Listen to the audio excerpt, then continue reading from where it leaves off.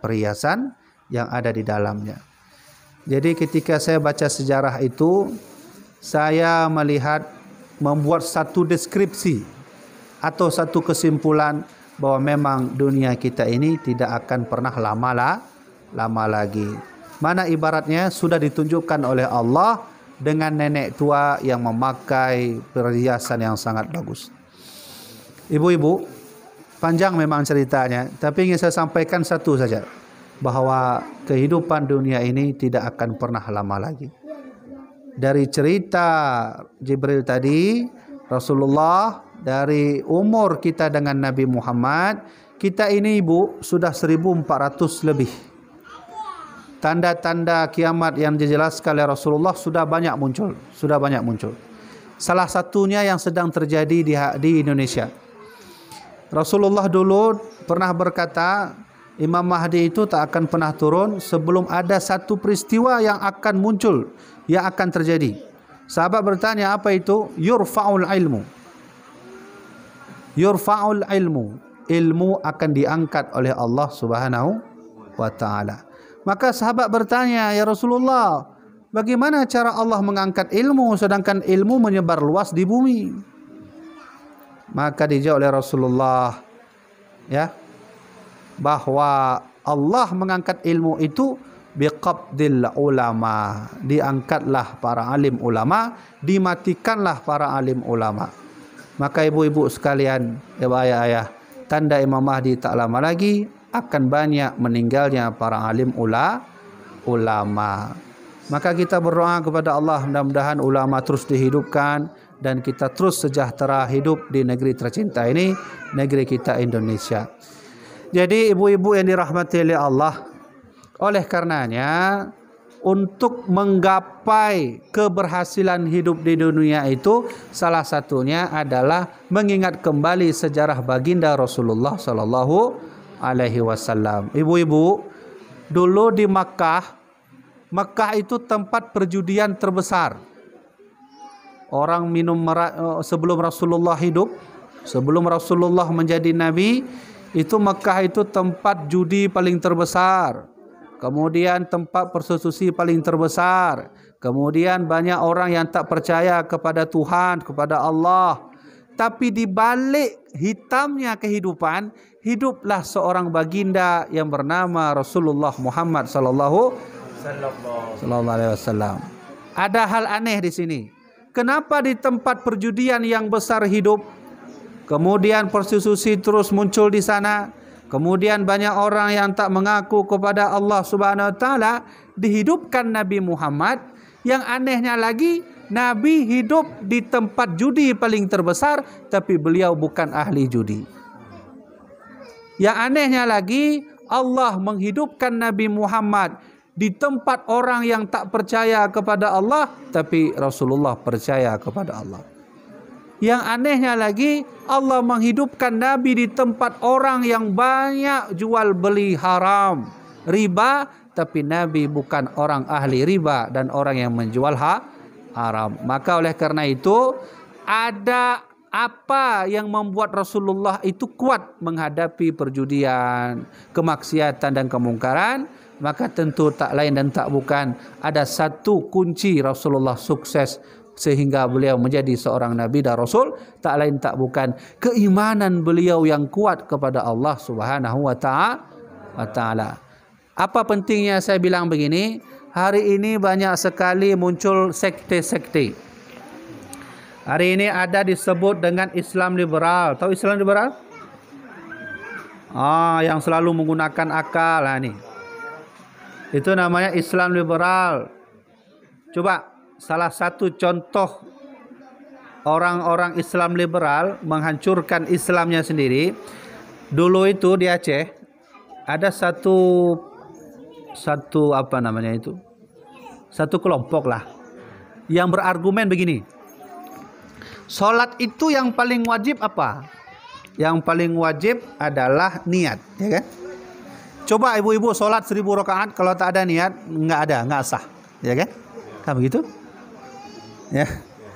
Tidak sah kalau mau sholat, mau puasa, mau haji, mau umrah, enggak ada niat, enggak sah. Maka ada satu gambaran umum cara berfikir kita, ya itulah orang Islam liberal tadi. Dia katakan kalau begitu Tengku, maka ya kita sholat ya di warung kopi aja, niat aja. Jadi ruku nggak pakai, enggak ruku. Sujud enggak juga. I'tidal enggak juga. Jadi enggak pakai apa-apa, enggak. Jadi yang pakai apa? Niat aja. Pesan kopi satu. Dah mulai terus. Udah waktu zuhur, sengaja aku sholat zuhur 4 rakaat karena Allah Ta'ala. Udah selesai. Betul gitu? Itu sudah ada. Inilah nanti disebut dengan Islam liberal. Maka wajar. Kenapa di negeri yang mayoritas Islam di Indonesia, kita harus bangga dengan negara ini. Bangga dengan bangsa ini. Kenapa? Negeri yang mayoritas Islam terbanyak di dunia, salah satunya negeri kita Indonesia. Malaysia itu campur. Di Malaysia itu ada nanti etnis Cina. Cina hampir banyak di sana. Kemudian ada India, Pakistan. Tapi Indonesia dari Aceh sampai ke Papua sana, insya Allah Islam terbanyak. Tapi walau Islam terbanyak, Nabi palsu pun juga banyak. Alhamdulillah. Coba saya mau tanya, ibu-ibu, berapa orang Nabi palsu yang muncul di Indonesia? Kita bangga dengan bangsa Indonesia ini karena tanah negara ini subur. Apapun ditanam subur. Coba dulu waktu saya ke Mesir, kalau kita lempar buah biji jambu itu di tanah Mesir, nggak akan hidup. Mau tunggu sampai 1 abad nggak hidup. Di Indonesia, habis makan apel buang aja, tumbuh sendiri dia. Alhamdulillah, nikmat Allah terbesar untuk negeri ini. Saking suburnya negara ini, akidah yang baru pun juga subur. Coba, berapa orang Nabi palsu yang mengaku di Indonesia? Pertama, ada disebut nanti dengan nama Ahmad Mossadegh. Pernah dengar? Ahmad Mossadegh, mantan konsultan bulu tangkis, jadi Nabi, terima wahyu di Bogor. Coba lihat. Nanti kita ambil i'tibar. Ada apa sih di negeri ini? Kenapa mayoritas Islam tapi Islam tidak kuat? Nanti kita ambil i'tibar di belakang. Kemudian itu ditangkap polisi. Dimasukkan penjara oleh pihak kepolisian. Alhamdulillah. Tak ada lagi Ahmad Mossadegh. Muncul lagi yang lain. Ada nanti disebut dengan yang lebih parah, Lia Eden. Lia Eden tu kalau bahasa Jawa Edan ya. Ada orang Jawa ni. Kalau Edan tu kalau bahasa orang Aceh Pungo. Ibu, saya selama belajar nggak pernah saya temukan nabi dari perempuan. Di Indonesia ada. Namanya Lia Eden, nggak Edan namanya. Saya teringat dulu, udah lama sekali masa Pak Jokowi dengan sama Yusuf Kala dulu kan, waktu pertama kali naik presiden. Itu keluar surat dari Lia Eden, dia minta sama presiden untuk keluar untuk berjumpa dengan malaikat Jibril di Monas. Saya menyesal nggak saya simpan itu foto suratnya. Sempat saya simpan, mungkin jadi data bagi kita. Sudah ditangkap polisi, masuk penjara. Kemudian muncul lagi lebih aneh lagi, namanya Tugimin. Itu dia buat agama dari perbatasan Losari itu. Losari itu Jawa mana itu? Sulawesi ya? Di Sulawesi. Dia buat namanya agama Jasun. Jasun itu namanya Jawa Sunda. Itu berasal dari Tugimin namanya. Namanya aja nggak Islam, apalagi ajarannya. Tugimin ditangkap polisi, sudah habis. Tak ada lagi. Saya ingin katakan, kenapa di negeri ini yang mayoritas Islam tapi ajaran tidak Islam? Kenapa di negara ini yang alhamdulillah negara paling banyak mayoritas Islam tapi ajaran tidak Islam? Ada yang aneh di sini, ada yang salah. Di mana kesalahannya? Kesalahannya kita kurang menerapkan keimanan kepada Allah dengan kuat. Coba lihat. Ahmad Mossadegh ketika bangun memunculkan agama baru, pengikutnya ada. Ada pengikutnya. Saya heran, kenapa ada pengikut Ahmad Nusodek, Lia Eden. Lia Eden tu kalau solat ibu, dia pergi ke laut buka baju semua, itu semua madhab laut solat. Itu perempuan tak pakai baju semua. Itu Lia Eden. Coba lihat. Berarti ada yang salah di sini. Apa kesalahannya? Keimanan kita masih kurang kepada Allah Subhanahu wa taala. Kenapa iman masih kurang? Karena faktor hari ini banyak orang tak mau lagi mengikut kajian Islam, tak mau lagi mendengarkan sejarah baginda Rasulullah sallallahu alaihi wasallam. Ibu-ibu, alhamdulillah saya pribadi, walau saya tamu di sini, saya berterima kasih pada ibu-ibu semua, terima kasih pada abang-abang, ayah-ayah di sini, kompleks semuanya. Karena walaupun kompleks ini kecil, himmah, keinginan ibu-ibu mau buat maulid itu masih ada. Ini bukti bahawa kita masih mencintai baginda Rasulullah sallallahu alaihi wasallam. Ibu-ibu harus berbahagia karena di komplek ini walau kecil, kita jauh dari komplek lain, masih ada keinginan membuat maulid untuk baginda Rasulullah sallallahu alaihi wasallam. Kadang orang bertanya, "Tengku, apakah kami buat maulid ada pahala? Apakah kami menyiapkan kanduri, beli kue, sediakan aqua, sediakan kue, sediakan kambing ada sini?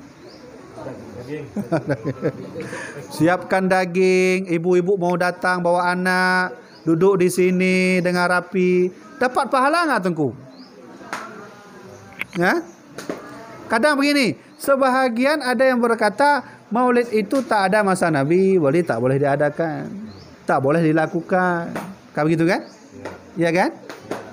Ibu-ibu datang ke sini, mungkin ada janji mau harisan hari ini. Oh, mohon maaf, saya ada maulid di kampung, besok harisan. Oh, mungkin abang-abang ada janji bawa warung kopi. Oh, mohon maaf, saya ada undangan maulid hari ini. Kami datang sini ada pahala Tengku? Atau kami panitia di belakang yang enggak duduk di sini siap makanan kenduri, sebentar lagi mau makan kenduri, ada pahala? Coba saya mau cerita sedikit. Saya mau tanya, ibu-ibu, abang-abang, kenal enggak dengan keluarga baginda Rasulullah bernama Abu Lahab? Kenal? Pernah dengar? Abu Lahab pernah dengar? Oh, sering kita dengar. Bahkan dalam Al-Quran pun Allah berfirman, tabbat siada abi lahabi wa tab. Celakalah tangan si Lahab, kata Allah. Saya mau cerita. Abu Lahab, ibu, dalam sejarah tidak disebutkan sedikit pun tentang beliau membela Nabi. Tak ada. Abu Lahab adalah keluarga Nabi, paman Nabi yang sangat membenci Nabi. Setiap hari dia sewa seorang nenek untuk meludahi Nabi. Nabi kalau lewat, itu disewa itu. Satu ludah dikasih uang, kalau bahasa kita ya 50.000 lah. Kamu kalau berani ludah Nabi, saya kasih uang 50.000. Oh, siap. Kebetulan tak ada uang, maka disewa 50 ludah Rasulullah. Abu Lahab. Bahkan Abu Lahab kita lihat tak ada dalam sejarah sedikit pun dia itu membantu perjuangan Nabi, membantu Rasulullah, apalagi membantu beliau itu untuk hidup, tidak ada. Tidak ada. Tapi ada satu sifat yang ibu-ibu harus berbahagia sedikit, dan kita harus ikut Abu Lahab. Nyan. Kok bisa gitu Tengku? Katanya Abu Lahab tak bisa diikut. Kenapa harus kita ikut? Ada orang bertanya sama saya, Tengku, siapa orang pertama kali yang mengerjakan maulid? Saya bilang Abu Lahab. Wah, kok Abu Lahab Tengku? Abu Lahab itu kafir Tengku, kenapa Abu Lahab? Coba, saya ingin sampaikan satu hadis. Hadisnya sahih, riwayat Imam Bukhari. Hadisnya bukan palsu, bukan dhaif, bukan maudhu, bukan matruk, bukan hasan. Tapi hadis riwayat Imam Al-Bukhari, nomor hadisnya 4100 sekian. Begini. Dulu ibu, ini penting. Dulu ketika Abu Lahab mati. Kita kan kalau bilang Abu Lahab mati. Kalau bilang ulama wafat kan ya. Kan harus tempat-tempatnya. Kalau hewan wafat meninggal atau mati? Oh, kucing saya udah wafat dan bisa begitu? Ya, mati. Mati Abu Lahab sehingga bermimpilah di tengah malam ada keluarga Abu Lahab bermimpi dengan Abu Lahab. Ini hadis sahih. Hadis sahih. Maka karena bermimpi ditanyalah oleh saudara Abu Lahab, karena udah mati dalam mimpi ditanya, "Ya Lahab, madza laqita ya Lahab?" Selama engkau mati apa yang kau dapat Lahab? Kalau bahasa kita begini, Lahab, kamu dulu enggak pernah membantu Rasulullah sedikit pun. Maka hari ini saya mau bertanya, selama engkau dikubur, madza laqita ya Lahab? Apa yang kau dapat Lahab? Maka dijawab oleh Abu Lahab, lam alqa ba'dakum ghaira anni suqitu hadhihi bi'ataqati Thuwaibah. Memang aku dulu tak pernah dapat sedikit pun kenikmatan, tapi selama dikubur, kata Abu Lahab, ibu, abang, ayah, suqitu hadhihi, aku diberi air oleh Tuhan. Diberi air oleh Tuhan. Maka terkejut saudaranya, "Hai, kenapa kau diberi air oleh Tuhan?" Karena bi'ataqati Thuwaibah, dulu aku pernah memerdekakan budakku bernama Thuwaibah al-Aslami. Ibu susuan baginda Rasulullah pertama ibunya sendiri. Ibunya sendiri, ya kan? Ibu yang kedua, ibu susuan Nabi dulu menyusu kepada ibu yang kedua, namanya ya Thuwaibah al-Aslamiyah. Ada 3. Ya. Kemudian Thuwaibah al-Aslamiyah ini dimerdekakan oleh Abu Lahab menjadi ibu susuan baginda Rasul kita. Sudah. Pertanyaannya, kenapa Abu Lahab memerdekakan budak Thuwaibah lalu Allah memberikan dirinya air setiap malam Senin dalam kubur? Ada alasan. Maka salah seorang ahli tafsir bernama Imam Ibnu Katsir dalam kitab Bidayah wa Nihayah, beliau berkata, ternyata ibu-ibu, rahasia Abu Lahab diberi air dalam kubur adalah dulu ketika ingin memerdekakan Thuwaibah Aslamiyah, itu faktor beliau senang lahirnya Muhammad sallallahu alaihi wasallam. Siapa yang bilang begitu? Tengku Habibi? Bukan. Mufassir dunia, ahli tafsir bernama Imam Ibnu Ka dalam kitab beliau Bidayah wa Nihayah. Apa kata beliau? Setingkat Abu Lahab yang bahagia lahir Rasulullah, lahir Muhammad, sehingga budak Thuwaibah dimerdekakan, maka diberi air oleh Allah dalam kubur. Apalagi kita beriman kepada Rasulullah, beriman. Kita percaya kepada Nabi, percaya. Mengadakan maulid, senang karena Rasulullah. Maka insya Allah nanti dalam kubur bukan tetesan air yang Allah kasih, tapi 1 ton air yang Allah limpahkan. Maka saya ingin katakan, kalau begitu ibu-ibu tidak sia-sia datang ke sini, ayah-ayah, abang-abang tidak sia-sia datang ke sini, panitia tidak sia-sia menyediakan kanduri, kue dan seterusnya, semua insya Allah ada pahala. Tapi dengan syarat harus senang kepada Nabi. Datang maulid bukan karena terpaksa. Ibu-ibu, kita bukan Abu Lahab kan? Abu Lahab itu beriman atau tidak? Tidak pernah beriman. Capek Nabi mengajak beriman, tak mau dia. Kan mau. Tapi Allah tak pandang bulu. Allah pun tak pandang siapa yang mau beriman. Allah tak pandang itu. Siapapun yang mau berkasih sayang kepada kekasihnya, yaitu Muhammad, Allah kasih nikmat. Coba lihat, Abu Lahab dapat nikmat kan? Alhamdulillah, kalau begitu kita datang ke sini dapat pahala. Coba lihat. Saya rasa tak ada nabi seperti Nabi Muhammad. Ya. Nabi Isa, Nabi Musa, Nabi Ibrahim, Nabi Ismail, Nabi Lut, Nabi Idris, semua nabi itu tidak diberi oleh Allah syafaat. Maksudnya bukan syafaat kepada mereka. Mereka diberi syafaat untuk enggak ada. Nabi Adam Allah beri syafaat, tapi syafaatnya tidak bisa dipakai untuk umat. Nabi Idris Allah kasih syafaat, tapi syafaat tidak bisa dikasih untuk umat. Nabi Musa, Nuh, Isa, Ismail, bahkan Nabi Sulaiman yang begitu kaya, Allah kasih syafaat, tapi tidak bisa dipakai untuk Ibu-ibu, alhamdulillah kita jadi umat Nabi Muhammad.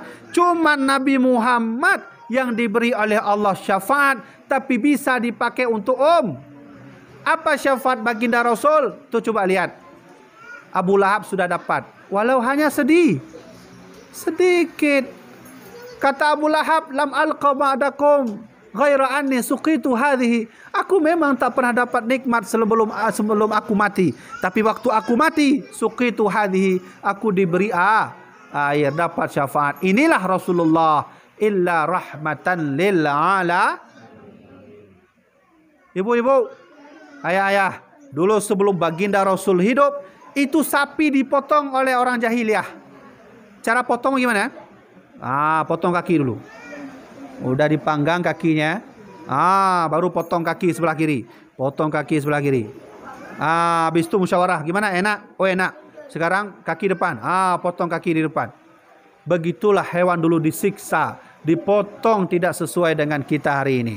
Maka oleh karena itu datang Rasulullah SAW, sapi dipotong dengan dhibhah. Dhibhah itu dipotong lehernya, mati semua, baru kita boleh makan. Rasulullah menyuruh kita untuk tidak boleh menyiksa hewan. Coba lihat baik-baik.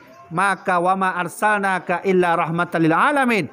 Muhammad, aku tidak utus kepadamu melainkan untuk seluruh rahmatan lil alamin, bagi seluruh alam. Lahir Muhammad, semut bahagia. Lahir Muhammad, kelelawar bahagia. Lahir Muhammad, kucing bahagia. Lahir Muhammad, unta bahagia. Lahir Muhammad, maka seluruh hewan pun bahagia. Kenapa bahagia? Semua dijaga oleh baginda Rasulullah. Kalau hewan itu bahagia, lahir dijaga oleh Nabi, apalagi kita. Kalau kita namanya nanti syafa. Ibu-ibu, mungkin ibu-ibu pernah solat tapi ada sifat sombong. Ibu-ibu mungkin pernah solat, tapi waktu solat kita ada sifat dengki. Ibu-ibu mungkin pernah solat, tapi waktu solat mungkin kita punya sifat sum'ah, ghibah. Ghibah tahu ibu? Ghibah itu kalau udah duduk arisan, itu ada aja pembahasan. Itu namanya ghibah. Udah mulai itu arisan. Tunggu dulu, jangan mulai arisan. Kita bahas dulu yang baru nikah kemarin itu. Wah, saya kurang setuju itu. Masa istrinya cantik, suaminya hitam kayak orang Papua? Itu ada pembahasan. Itu namanya ghibah. Sahabat bertanya, ya Rasulullah, mal ghibah ya Rasulullah? Ghibah itu apa Nabi? Maka Nabi menjawab, dzikruka akhaka bima yukrah. Kalau engkau berbicara terhadap saudaramu, tapi saudaramu itu benci apa yang kau bicarakan, itu namanya ghibah. Ibu-ibu, kalau kita solat penuh dengan ghibah, itu enggak terima pahalanya. Termasuk hasud. Tahu hasud? Hasud itu enggak senang sama orang. Kalau udah beli rumah baru enggak senang dia. Minta sama abang, belilah rumah baru kayak tetangga. Udah beli rumah baru. Orang rumah baru itu sudah beli mobil baru. Udah minta lagi, bang, belilah mobil baru. Itu namanya dengki namanya. Kata Rasulullah, al-hasadu ya'kulul hasanat. Ingat, sifat dengki bisa memakan pahala yang sudah ada. Bahaya itu. Pahala sudah ditulis oleh malaikat sebelah kanan. Kata malaikat sebelah kiri, hai, ada dengki sini. Oh, enggak jadi, hapus. Rasulullah itu berkata, al-hasadu ya'kulul hasanat. Sifat dengki bisa memakan pahala. Saya ingin kembali ke tema. Kalau begitu, kita memang di dunia pernah solat dengan sombong. Pernah. Jangan pernah pungkiri, kita bukan manusia yang terpelihara dari pahala. Semua punya dosa, kecuali baginda Rasul. Kan begitu kan? Nanti ibu-ibu, kalau ibu-ibu mau dapat syafaat baginda Rasul, besok ketika kita menghadap Allah, kata Allah, dulu kau solat di hari Senin, di waktu ini, di jam ini, di menit ini, kau sombong. Benar? Iya benar Rasul. Ya Allah benar. Dulu kau solat di sore ini, jam segini, engkau solat, habis itu pulang ke warung kopi, kau ngomong tentang orang lain. Benar? Benar ya Allah. Masuk neraka. Waktu kita masuk neraka, datang baginda Rasul membawa surban. Apa kata Rasulullah? Ya Allah, ini umatku ya Allah. Dia tinggal di belah bintang, di komplek. Komplek apa namanya? Di komplek angkasa. Dulu dia sering buat maulid. Dia dulu sering memberi salawat kepadaku ya Allah. Bolehkah aku beri syafaat ya Allah? Nabi datang menyelamatkan kita. Maka kata Rasulullah, utitu arba'an. Aku diberi 4 kelebihan. Lam yu'tahunna minal anbiya'i qabli. Yang Allah tak beri kepada nabi lain. Coba lihat. Ada 4 kelebihan yang Allah berikan kepada nabi kita, tapi tak ada pada nabi lain. Salah satunya syafaat. Kata Allah, wahai nabiku, wahai kekasihku, ini umatmu. Iya ya Allah. Dia menyombongkan dia untuk solat. Iya ya Allah, aku akui. Tapi dia sering bersalawat kepada aku ya Allah. Bolehkah aku beri syafaat? Boleh. Maka Nabi memberi sorbannya. Kata Rasulullah, karena umatku sering bersalawat pada aku ya Allah, maka aku berikan syafaat sedikit. Boleh? Boleh. Coba lihat, dengan syafaat baginda Rasulullah, insya-Allah esok kita diselamatkan oleh Allah Subhanahu wa taala. Alhamdulillah jadi umat Muhammad. Coba dulu jadi umat Nabi Sulaiman. Mungkin kita berlomba-lomba jadi orang kaya. Ya. Oh, udah beli mobil Rubicon satu. Udahlah. Sunnah Nabi Sulaiman beli mobil paling baru di atas Rubicon. Udah lomba-lomba kita. Cobalah dulu kita jadi umat Nabi Isa. Udah mengaku-ngaku diri sebagai nabi. Oh, saya nabi ya. Kamu nabi bukan? Rencana bentar lagi jadi nabi. Udah lama-lama jadi nabi. Sudah. Cuman begini, di masa Nabi Isa itu tidak boleh laki-laki menikah di atas 1 perempuan. Dulu syariat Nabi Isa tidak boleh menikah di atas 1 perempuan.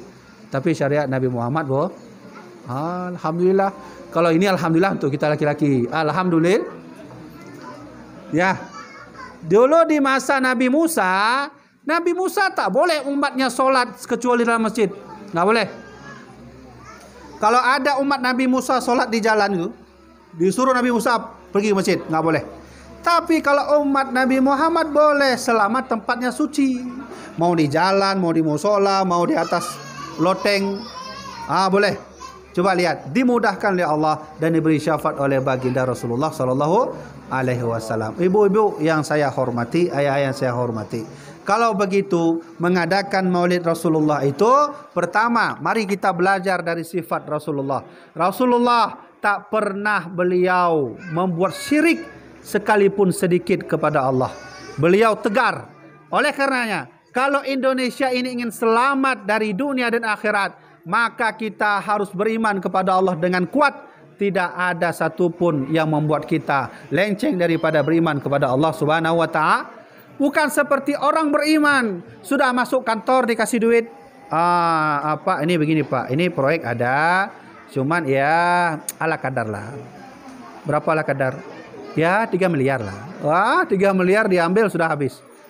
Tanah orang digarap, hutan Allah habis, rumah orang tergusur, kita pun sudah saling membenci sesama manusia. Maka itu namanya orang yang imannya kurang kuat. Nanti muncullah nabi-nabi yang lain, seperti nabi yang saya sebutkan tadi.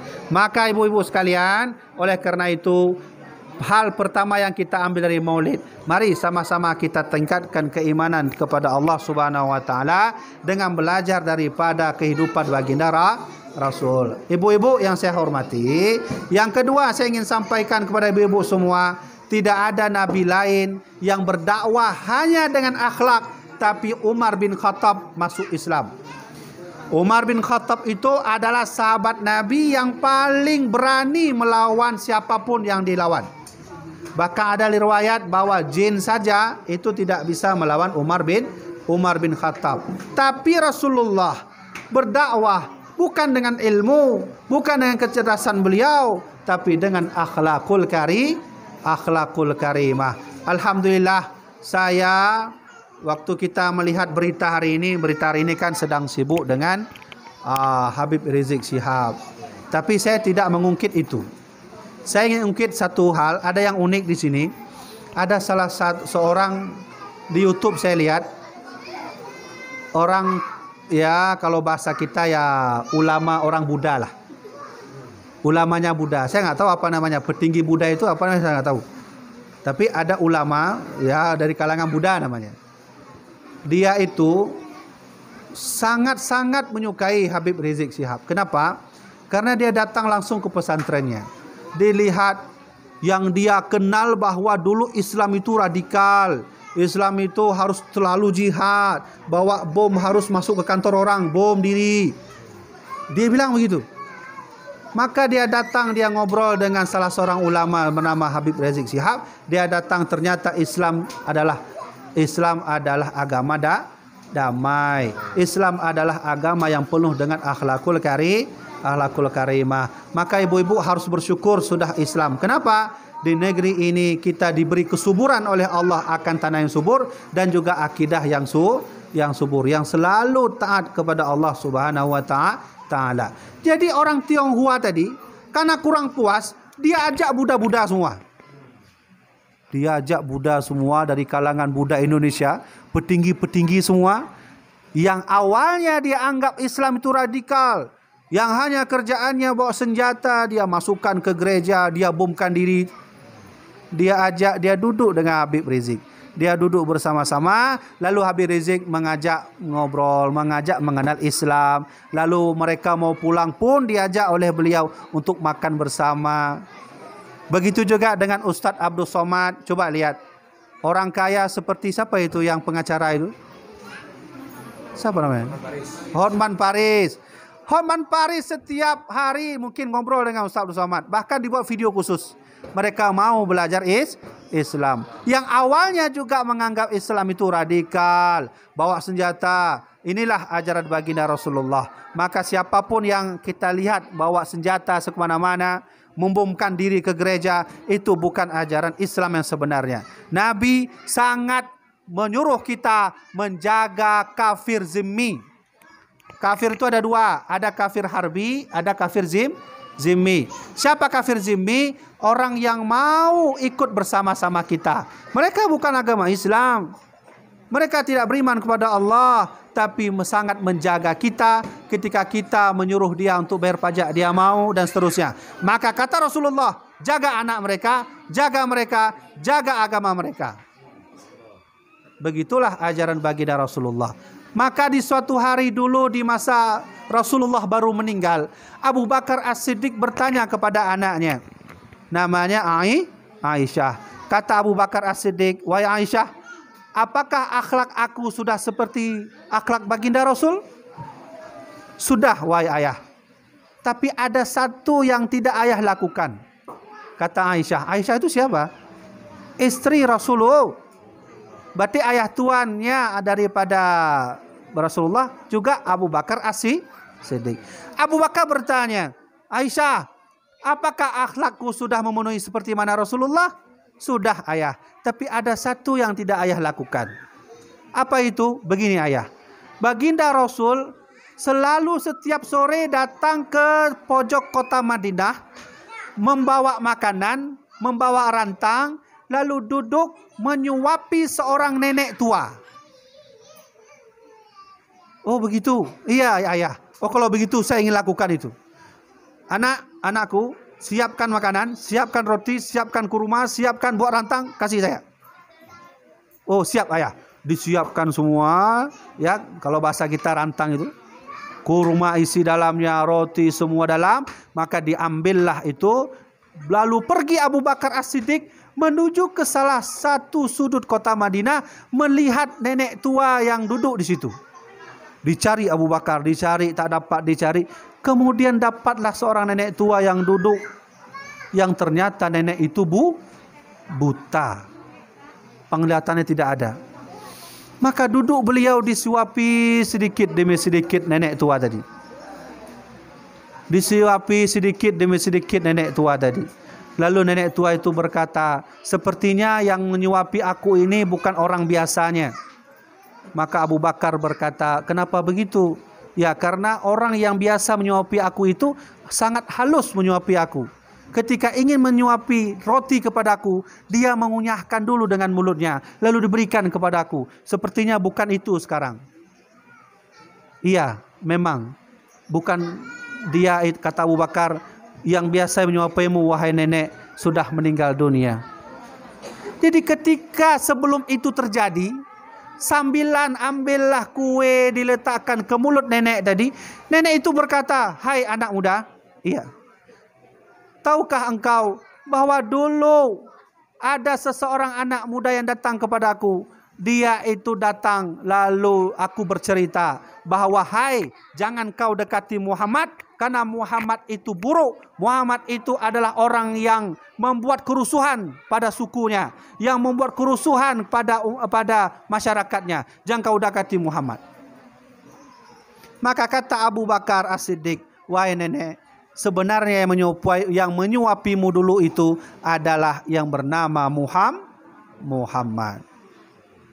Namanya Muhammad. Coba lihat, nenek tua itu buta, disuapi terus oleh baginda Rasulullah, dikunyah oleh baginda Nabi. Dia berikan kepada nenek tua itu. Sambilan nenek tua itu makan, dia cerita, anak muda, jangan kau dekati dengan Muhammad. Muhammad itu buruk orangnya. Padahal di depannya itu Muhammad. Lalu Abu Bakar bercerita, wahai nenek tua, tahukah nenek bahawa yang menyuapimu dulu itu adalah Muhammad. Yang kau katakan sangat halus diberikan makan, itulah Muhammad sallallahu alaihi wasallam.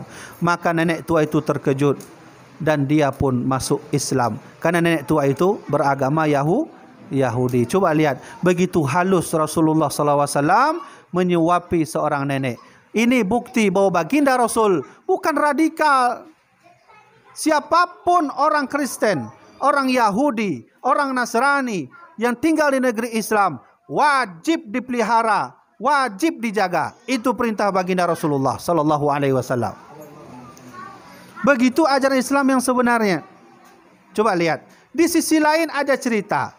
Ada seorang nenek tua utusan daripada Abu Lahab siap menunggu Nabi meludahi Rasulullah. Rasulullah setiap sore melewat, itu diludahi. Kadang dilempar pakai kotoran unta.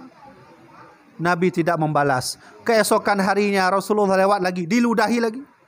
Diambil kotoran unta, dilempar, Nabi pun tak membalas. Besok sorenya Rasulullah datang, diludahi, dilempari kotoran unta, Nabi pun tak membalas.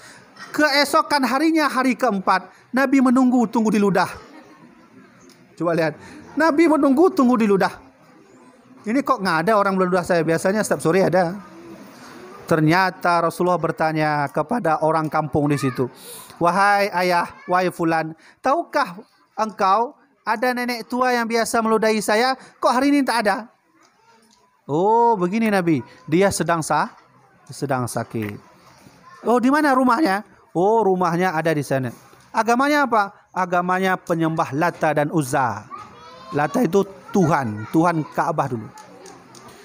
Pulang Rasulullah membersihkan diri, dibawalah makanan, dibawalah roti, dibawalah duit, pergi ke rumah nenek tadi. Dia ketuk pintu, Assalamualaikum. Tak jawab. Dia ketuk pintu, maka keluarlah nenek tadi. Dia lihat terkejut. Apa yang dia lihat? Ternyata baginda Muhammad SAW. Kata nenek tadi, aku berharap sekali yang datang Abu Lahab dan Abu Jahal ke sini. Karena yang menyuruh aku meludah itu adalah dua orang itu. Dan aku berharap dapat duit dari mereka. Tapi selama aku sakit, dia tak pernah datang. Tapi yang datang engkau, wahai Muhammad, yang selalu kuludahi, yang selalu kulempar kotoran, yang selalu aku lemparkan dengan kotoran unta. Tapi engkau datang ke sini. Saksikan Muhammad, bahwa hari ini aku bersyahadat asyhadu an la ilaha illallah wa asyhadu anna Muhammadar Rasulullah. Ini bukti kedua Rasulullah menjaga orang-orang yang walau tidak beriman kepada Allah Subhanahu wa taala. Ini Islam rahmatan lil ala. Maka alhamdulillah Presiden Soekarno kita pun menyusun bersama para alim ulama Pancasila sampai kelima. Salah satunya keadilan sosial. Salah satunya yang paling penting adalah ketuhanan yang Maha Itu bukti bahawa sila pertama kita adalah sila Islam. Walau negeri ini bukan negeri Islam, walau negeri ini bukan negeri yang banyak orang berkata kita tak boleh, harus dengan Quran dan Sunnah. Tapi ingat baik-baik, sila pertama adalah sila Islam, ketuhanan yang Maha Esa. Alhamdulillah kita saling menghormati. Indonesia punya undang-undang tersendiri. Apa itu? Saling menghormati sesama agama, saling menghormati dengan sesama budaya. Karena itu adalah konsep negara kita. Dan hakikatnya itu juga konsep Islam. Ibu-ibu yang saya hormati. Oleh karena itu, beginilah cara baginda Rasulullah berjuang untuk agamanya hingga sampai ke kutub utara Islam sudah ada. hingga sampai kutub selatan Islam sudah ada, hingga sampai Andalusia, sampai ke Eropa, bahkan Barcelona juga dulu pernah berjaya Islam. Kenapa? Karena dengan akhlakul karimah. Oleh karena itu kita ambil i'tibar.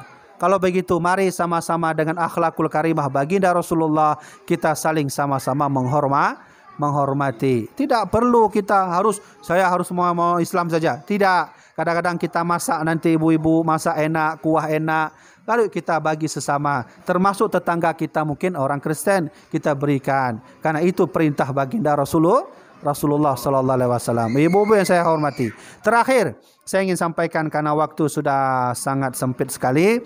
Terakhir, buatlah terus acara Maulid ini. Karena disinilah insya-Allah kita mendapat rahmat Allah. Coba lihat, Abu Lahab saja masuk mati diberi oleh Allah air. Itu orang yang tidak beriman, orang yang tidak percaya pada Allah, orang yang tidak percaya pada baginda Rasulullah. Kita percaya pada Allah, percaya pada Rasulullah, beriman. InsyaAllah bukan air dikasih nanti waktu kubur. Roti-roti dikasih oleh Allah insyaAllah. Ya, roti dikasih apa perlu ayam? InsyaAllah ada ayam dalam kubur. Cuman ayam versi kubur sama ini beda sedikit. Ya, karena nanti dalam kubur yang berbicara ruh kita. Jasad kita sudah dimakan ulat, tak ada lagi. Kalau hari ini enak ada roti tinggal makan. Yang nikmat perut, ya kan? Yang makan mulut. Tapi nanti dalam kubur tak ada lagi mulut. Tak ada lagi perut. Siapa yang berbicara? Siapa yang bergerak? Siapa yang mendapat nikmat? Ruh kita. Ruh itu adalah makhluk paling tertua. Ada 7 makhluk Allah yang kalau nanti kiamat dia tak akan pernah mati, tak akan pernah musnah. Ketika kiamat terjadi, bumi hancur, bulan hancur, matahari hancur, semua tak ada lagi kecuali makhluk Allah. Pertama, Lauh Mahfud. Walau kiamat terjadi, Lauh Mahfud tak akan pernah mati, terus hidup, terus hidup. Tapi ada kisah dulu Lauh Mahfud itu semenjak Nabi Adam sampai Nabi Isa itu tidak pernah bergoyang. Lauh Mahfud tidak pernah bergoyang, tidak pernah bergetar. Tapi entah kenapa ketika Rasulullah hidup, ada satu kejadian, Nabi itu pernah bertawaf sekali. Ada seorang kakek sedang bertawaf, lalu Nabi ikut di belakang. Kakek itu bilang, ya salam sambil tawaf. Nabi ikut juga, ya salam, ya salam. Sudah putaran pertama, putaran kedua begitu juga. Kata kakek tadi, ya salam, ya salam. Rasulullah juga di belakang, ya salam. Balik kakek tadi dia bertanya, hai anak muda, kenapa kau mau olok-olok aku? Nanti aku bilang ke Muhammad nanti. Dia enggak tahu yang di belakang itu Nabi Muhammad. Ya Muhammad. Tahu dia. Anak muda, apa kau olok-olok aku ya? Kalau kau olok-olok aku bilang nanti ke Muhammad. Ketawalah Rasulullah, wahai kakek. Kakek tak tahu ya bagaimana bentuk Muhammad. Aku tak tahu, tapi aku beriman padanya. Sekali lagi kau olok-olok aku bilang kepada Muhammad. Wahai kakek, akulah Muhammad. Oh engkau Muhammad, oh mohon maaf. Maka bersujudlah kakek itu, diangkat oleh Rasulullah. Tiba-tiba datang Jibril alaihissalam dari langit. Dia bilang, Muhammad, iya Jibril. Ini pesan dari Allah. Kau bilang kepada kakek tadi, apapun yang dia lakukan selama dia bertawaf, beribadah, solat, Allah tak akan berikan kepadanya pahala. Kenapa begitu? Kau bilang saja dulu kepada kakek tadi.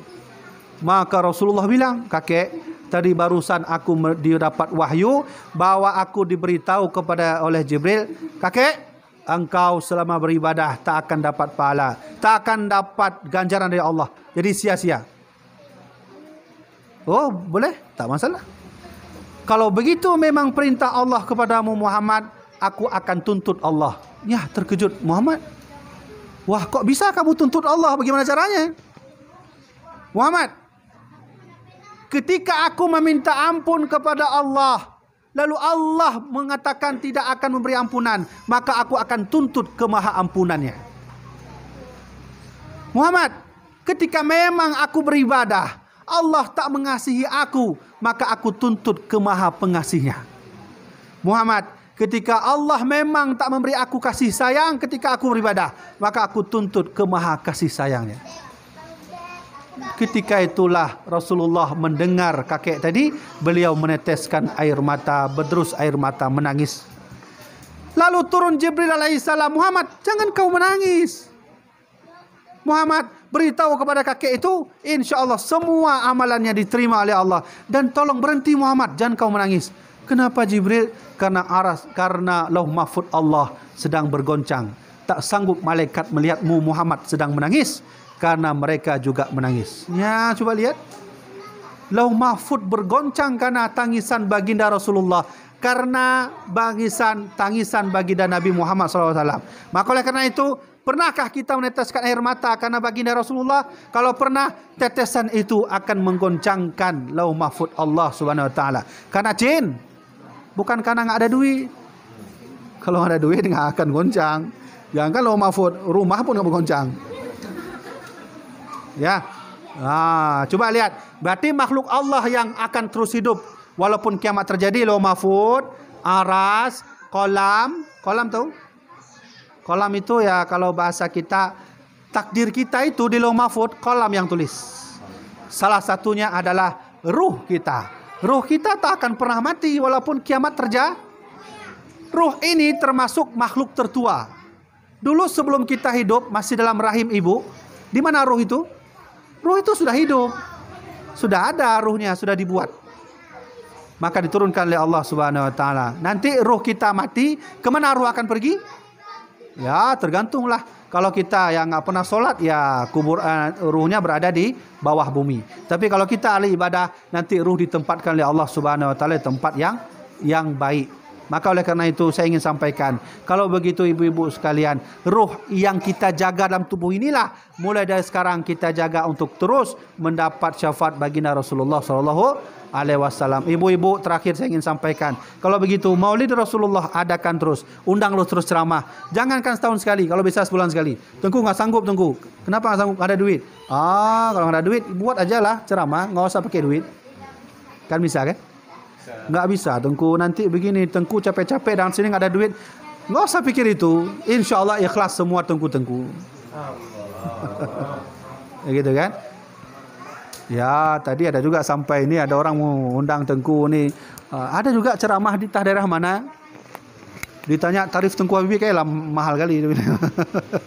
Saya bilang, saya kalau diundang ceramah pengajian nggak usah kasih duit tak apa, tapi syaratnya satu. Hadir orang 2 orang saja dah cukup. Nggak usah banyak sekali. Tengku, kami mengundang ceramah. Oh silahkan. Mengundang kajian, boleh juga. Syarat saya ada 2 orang dah cukup. Kalau ramai, alhamdulillah. Mang kami ada duit. Nggak usah pikir duit. Ada 2 orang dah cukup di depan. Kita ngaji sama-sama. 1 jam, 2 jam selesai pulang. Tapi, gitu caranya. Maka ibu-ibu sekalian, terakhir saya ingin sampaikan, kalau begitu ayo bersama-sama kita besarkan Maulid Rasulullah ini dengan cara kita buat maulid, ada ceramahnya, ada kajiannya, dan insyaAllah dengan apa yang diberikan kajian oleh setiap Tengku dalam maulid dapat bermanfaat bagi kita semua, dapat kita bawa di dunia ini sampai di akhirat nanti. Ibu-ibu sekalian, saya ingin kasih amalan sedikit, tolong diamalkan. Amalan ini insyaAllah bisa membuat ibu selamat di dunia dalam kubur, insyaAllah selamat di akhirat. Apa amalan itu? Baca salawat Nabi Muhammad 10 kali setiap subuh, 10 kali setiap sore. Kenapa? Karena Jibril pernah turun khusus datang ke baginda Nabi. Kata Jibril, "Man shalla 'alaika min ummatika salatan kataballahu biha asyara hasanah." Muhammad, kalau ada umatmu bersalawat kepadamu, 1 saja bersalawat, Allah kasih 3 pahala. Pertama, Allah akan berikan 10 kebaikan. Kedua, Allah akan hapus 10 keburukan. Ketiga, Allah akan naikkan derajatnya 10 derajat. Oleh karena itu, bacalah salawat banyak-banyak. InsyaAllah besok kita akan dijumpakan kepada Rasulullah, ya, karena kita bersalawat kepada baginda Rasulullah SAW. Maka oleh karena itu mungkin sekianlah yang dapat saya sampaikan. Tak lain tak bukan saya ingin sampaikan bahawa ayo sama-sama kita saling bersatu, ayo sama-sama kita saling menghormati, ayo sama-sama kita saling menghargai, termasuk kita jaga alim ulama. Ibu-ibu, kalau ulama tak ada lagi di dunia, ingat baik-baik kata Nabi Muhammad, yurfa'ul ilmu, Imam Mahdi akan datang. Ketika yurfa'ul ilmu, ulama sudah mulai menghilang.